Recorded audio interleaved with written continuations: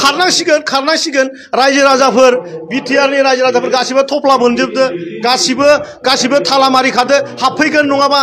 माबाया मोसाया फैसिगोन बिखा जानो फैगोन गोदना अरनो फैगोन खारदो रायजोफोर खारदो मांबार खारनांसिगौ मोसा फैबाय बिबु जाग्रा मोसा फैदों गोदना अरग्रा माने मोसा फैदों। खुलुमबाय बयखौबो बे समाव आङो मोननैसो सुंद' आपडेट लानानै फैलायबाय। नोंथांमोना थाम्बनेल आरो इन्ट्र' भिडिअ नायनानै मोनथिखाबाय जानांगौ।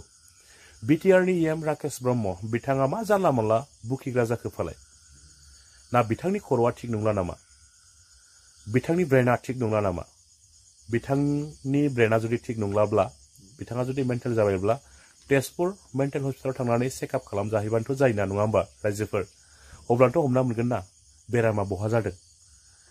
जानांगौ बिथांमोना फैबाय थानाय बिटिसि बिसायख'थियावहाय गावसोर जेनगोनखौ नुहुरखानानै बा मोनथि हरखानानै बिथांमोना अभार सानब्रेनायनि गेजेरजों बा बिथाङा अभार सानब्रेनायनि गेजेरजों बिथांनि ब्रेना थिग नंला बायदिखौसो आङो बे समावहाय साननानै मोनहरदों। आनजाथावै सोदोब बाहायनाय नङा होमबा? सोरखौबा बेदर गेसावजों रुजुनाय, बेदर गेसावनि फेक्टरि बुंनाय बायदि बायदि नङा होमबा? खोनासंजाथारि सोदोब बाहायनाय ससियेल मिडियायाव फैनानै दा बेफोरबायदिया गनायजाथावना जायाखै होननानै आङो सानो रायजोफोर। सासे इएमआ माबायदि जानांगौ, इएमनि सोदोमस्रिया आखुआ बोरै जानांगौ बेखौ बिथाङा रोङाखै बाहायनो थाखाय दिन्थिनो थाखाय। जानो हागौ गावनि समस्थियाव गाव जेनगोनखौ मोनथिखानानैनो अभार सानब्रेनायनि गेजेरजों बिथांनि खर'आ थिग नंला बायदिखौसो आङो बे समावहाय साननानै मोनहरदों रायजोफोर। एसेबां साननो गोनांथि गैया नङा होमबा रायजोफोर? एसेबां सानब्रेनो गोनांथिबो गैया। मानो होननानै बुङोब्ला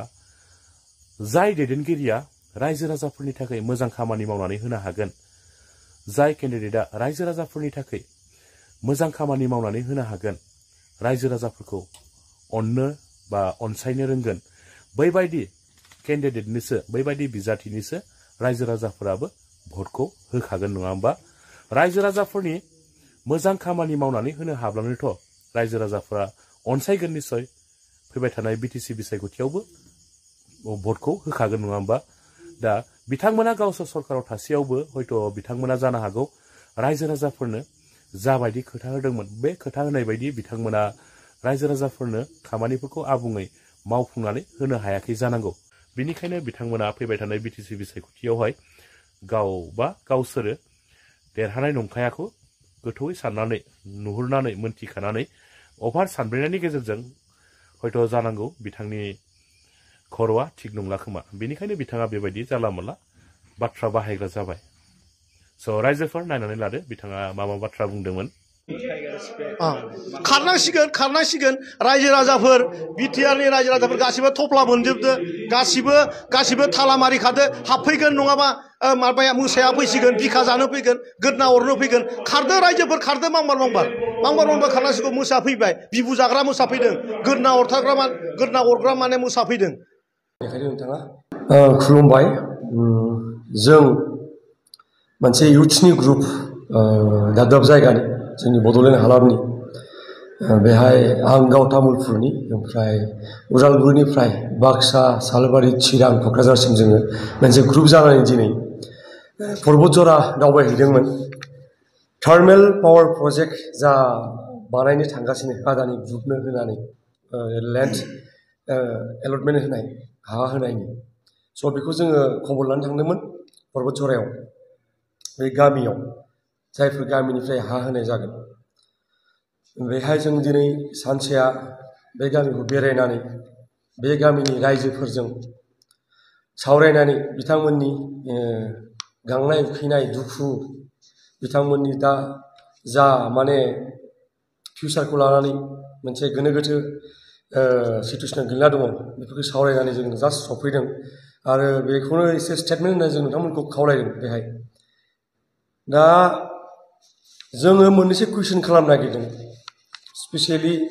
बिटिआर गभर्नमेन्टखौ बेजों रिलेटेड।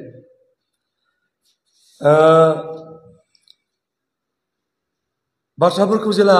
सोङो बुङो रेज खालामो बेखौ अलवेज मोनसे पलिटिकेल कालार फुननो नाजाबाय थायो। बेबो गावबा गाव बाथ्रासो जोंहा बुंनांगौ जेबो गैया। नाथाय जोङो कुइसनखौ रेज खालामनांगोन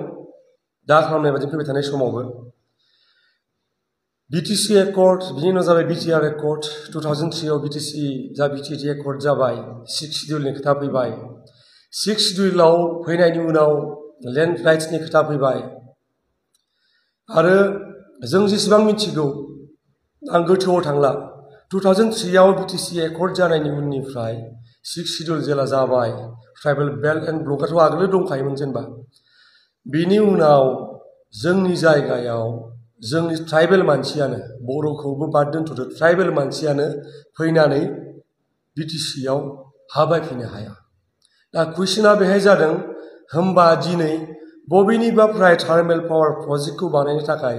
जोंनि बेहाय माबोरै हा लाफैनो हानो बे मोनसे जोंनि कुइसन सोरबा सोरबा बेहाय डेभेलपमेन्टनि खोथा बुंगोन डेभेलपमेन्ट नांगौ होनना खोथा बुंगोन नाथाय बे डेभेलपमेन्टनि डिजाइना माबोरै फैगोन बेखौ दिनैसिम रावबो बुजिनो हायाखै मोजाङै स' जों बेखौनो दिनै कुइसन खालामनो नागिरदों दिनै डेभेलपमेन्टनि खोथा बुंदों सोरबा सोरबा डेभेलपमेन्ट जानांगौनो होननानै साख्रि मोनगोननो बे जुदि पर्बतझरा बे एरियायाव जुदि जायो बे माबाया थार्मेल पावार प्रजेक्टआ दा खोथाया जादों माबोरै साख्रि मोनगोन बेहायथ' बर'आव MA पास जानाय पलिटिकेल MA पास जानाय पलिटिकेल साइन्सआव फिल'सफियाव MA पास जानाय बिसोरथ' साख्रि मोना बेहाय बेथ' मोनसे जाय स्किल एजुकेसन जायफ्रा स्किल दङ बिसोरसो मोनगोन बेहाय सोरनिबा चौकिदार साख्रि होगोन खै बोसोरनि थाखाय बेनि उनाव मा जागोन बेफोर कुइसन फार्स्ट अफ अल बेनो जोंथ' बेखौनो अप'ज खालामखायो जे ट्राइबेल जा जोंनि 6 शिड्यूल एरियायाव जों मिथिगौ जों जेरै मेघालयआवबो बिदिनो प्रब्लेम जायो बिथांमोना लेन्ड राइट्सआ गावनाव दङ बेबायदि इजिलि जेबो जानो हाया दा खोथाया जादों नर्थ इस्टनि एसेबां स्टेटआव जोंनावसो मानो ग्रिन सिगनेलखौ सोर होदों NOCखौ सोर होदों कुइसना बेयाव रेज जायो दा जोङो बेखौनो बुंदों जोंनि 6 शिड्यूलनि हाखौ स'कल्ड डेभेलपमेन्टनि नामाव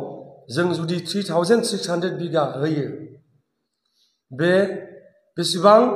जोंनि फिउचारखौ प्रटेक्ट खालामगोन मा बेनिफिट जागोन जुदि माबा बेनिफिट जामारो बे बाथ्राखौ दिनै बै गामिनि रायजो राजाफोरजों मानो सावरायहैनो हायाखै बिथांमोनथ' राइट्स दङ मिथिनायनि दिनै गोरों गोराफोरा जोंनाव बायदि मैया आफाद दङ फरायसा आफाद दङ थुनलाइयारि आफाद दङ सरकारथ' सरकार थाखाबाय बिथांमोना गमामायैनो जुदि बै एरियानि बर'फोरा ट्राइबेलफोरा BTCनि थागिबिफोरा मायाफोर बेनिफिट जामारगोन बेखौ लानानै अब्ला बिथांमोना मानो फेस टु फेस जिरायनो हाया मानो बेखौ हरखाबै उननि दरजाजों मानो बेखौ मावनो नागिरदों बे खोथा फार्स्ट अफ अल ओमफ्राय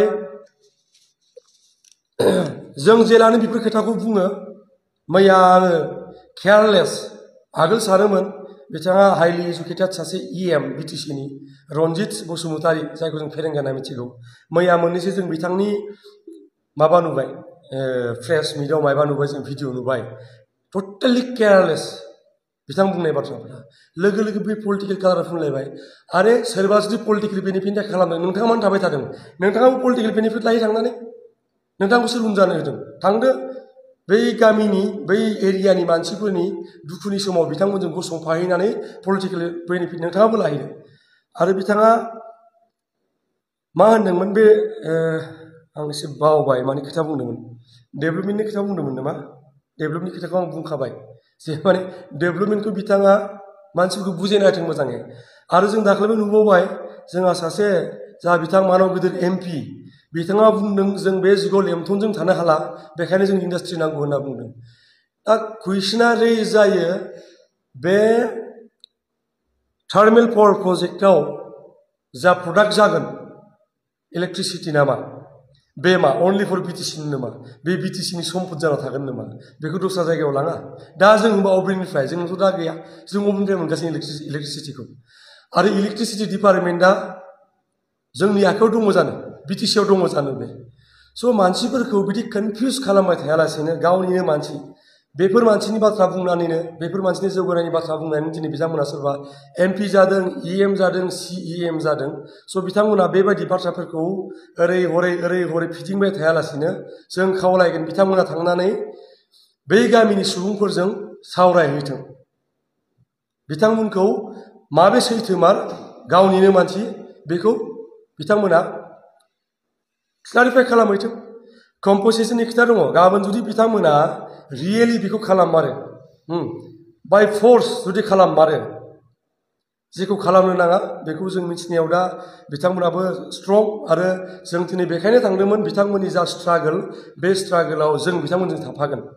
जेसेबांखिनि जोङो सापर्ट होनो हायो बिथांमोनखौ जोंनि लिमिटेड केपासिटिनिफ्राय जोङो बै जायगानि थागिबि मानसिफोरजों जों दंफायो आरो जों बिथांमोनजों गसंफागोन जों दिनै बे मेसेजखौ लानानै थांदोंमोन आरो दा बेयावनो फैदों सरकारा बिटिसि सरकारा ग्रिन सिगनेल होनानै जुदि बे प्रजेक्टखौ साक्सेसफुल खालामनो नागिरदों बाय फर्स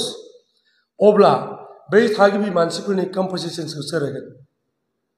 बिथांमोननि रिप्लेसमेन्टखौ माबोरै खालामगोन बेफोरखौथ' एटलिस्ट क्लारिफाइ खालामनांगोन मानोना जों मिथिगौ दिनै कार्बि आंलंआव बिदिनो ओंखारगासिनो दावराव जागासिनो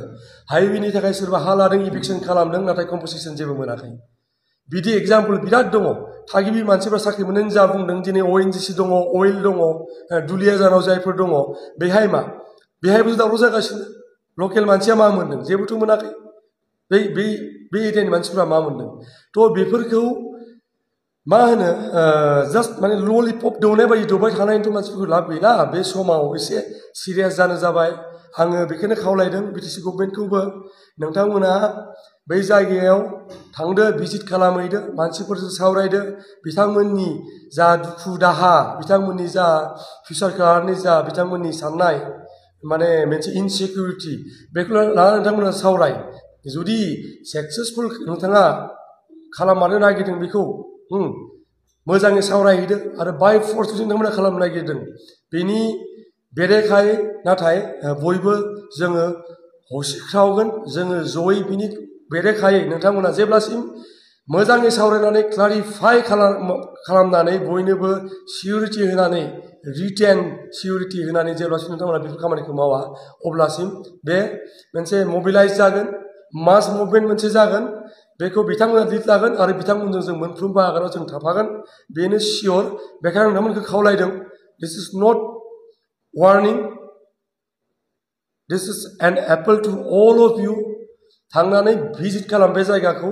भिजिट खालामनानै नोंथांमोना सावरायहै आरो गासैखौबो नोंथांमोना क्लारिफाइ खालाम आरो मोनसे रिटेन सिकिउरिटि बेनो जोंनि नैबे प्रेस मिटनि मेसेज नोंथांमोननिसिम खुलुमबाय